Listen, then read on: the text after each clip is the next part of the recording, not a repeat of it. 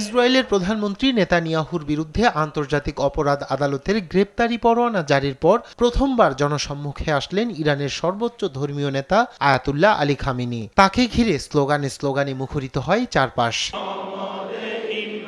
ভরা মজলিসে নেতানিয়াহুর মৃত্যুর পরোয়ানা নিয়ে কঠিন হুঙ্কার ছাড়লেন আলী খামেনি। ইসরায়েলি প্রধানমন্ত্রীর বিরুদ্ধে কেবল গ্রেপ্তারি পরোয়ানা জারি যথেষ্ট নয়, তার বিরুদ্ধে মৃত্যুর পরোয়ানা জারি করা উচিত বলে মনে করেন ইরানের এ সর্বোচ্চ নেতা। স্থানীয় সময় সোমবার এ মন্তব্য করেন তিনি। আন্তর্জাতিক অপরাধ আদালত ইসরায়েলি নেতাদের জন্য গ্রেপ্তারি পরোয়ানা জারি করেছে, এটা যথেষ্ট নয়। এই অপরাধী নেতাদের জন্য মৃত্যুদণ্ডের আদেশ বা পরোয়ানা জারি করা উচিত। এ সময় তিনি আরো জানান, মানবতাকে পদদলিত করে প্রকৃত জয় অর্জন করা যায় না।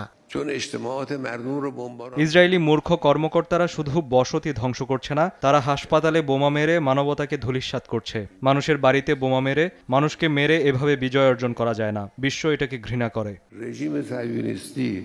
এছাড়া ইসরায়েলের বিরুদ্ধে হুঁশিয়ারি উচ্চারণ করেছেন আয়াতুল্লাহ খামেনির সিনিয়র উপদেষ্টা আলী লারিজানি। ইরানের সংবাদ মাধ্যম তাসনিম নিউজ এজেন্সির এক সাক্ষাৎকারে তিনি বলেন, ইসরায়েলের বিরুদ্ধে ভয়ঙ্কর হামলার প্রস্তুতি নিচ্ছেন তারা। এদিকে আন্তর্জাতিক অপরাধ আদালতের গ্রেপ্তারি পরোয়ানার সিদ্ধান্তের বিপরীতে ইসরায়েলে সৃষ্টি হয় ব্যাপক ক্ষোভ। এই রায়কে লজ্জাজনক এবং অযৌক্তিক বলে আখ্যা দেয় ইসরায়েলি প্রশাসন। রায়হান কবি শুভ্র, নিউজ ডেস্ক, দেশ টিভি।